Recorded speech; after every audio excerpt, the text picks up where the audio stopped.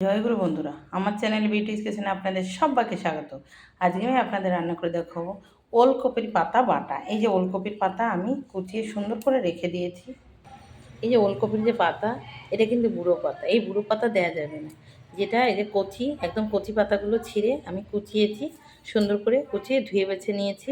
তো এখানে এই যে কুচিয়ে সুন্দর করে ধুয়ে নিয়েছি।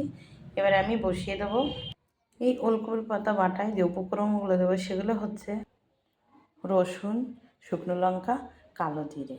আমি এগুলো একসঙ্গে ফোড়ন দিয়ে নেব। কড়াতে তেল দিয়ে দিয়েছি, আমি তেল গরম হয়ে গেছে, আমি দিয়ে দেবো শুকনো লঙ্কা, যেগুলো আমি ওলকপির পাতা বাটায় দেবো। শুকনো লঙ্কা দিয়েছি, একটু ঝাল বেশি, একটু ঝাল ঝাল হলে খেতেও ভালো লাগবে না। তো শুকনো লঙ্কা একটু হয়ে এসছে, আমি দিয়ে দেবো রসুন। আমি রসুন দিয়ে দিয়েছি। এবার রসুনগুলো একটু হবে, আমি দিয়ে দেবো কালো জিরে।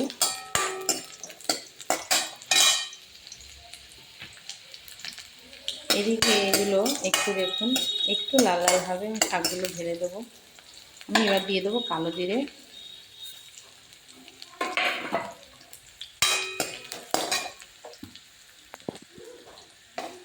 একটু ভাজা ভাজা হবে।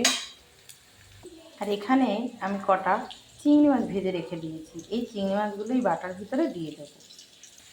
লাল হয়ে গেছে, লেগেছে বন্ধুরা, দেখুন কী সুন্দর লাগাচ্ছে। এবার আমি শাকগুলো দিয়ে দেবো সব নেড়ে চেড়ে আমি লবণ দিয়ে দিয়ে দেবো। শাকটা একটু ঢেকে দিতে হবে, নাহলে সিদ্ধ হবে না। ওলকপির পাতা একটু শক্তই হয়। জালটা কমিয়ে দিয়ে দেবো লবণ।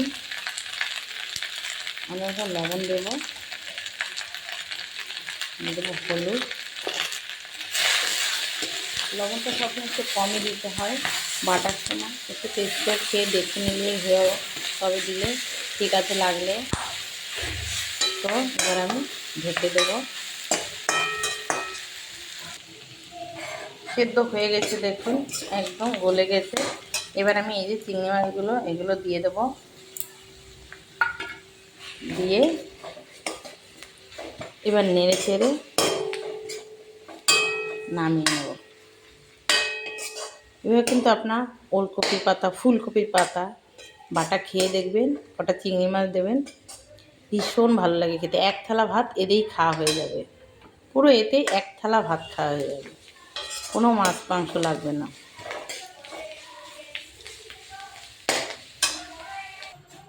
এই যে নামিয়ে নিয়েছি দেখুন বন্ধুরা। এবার আমি বাটবো, শিলে বাটবো।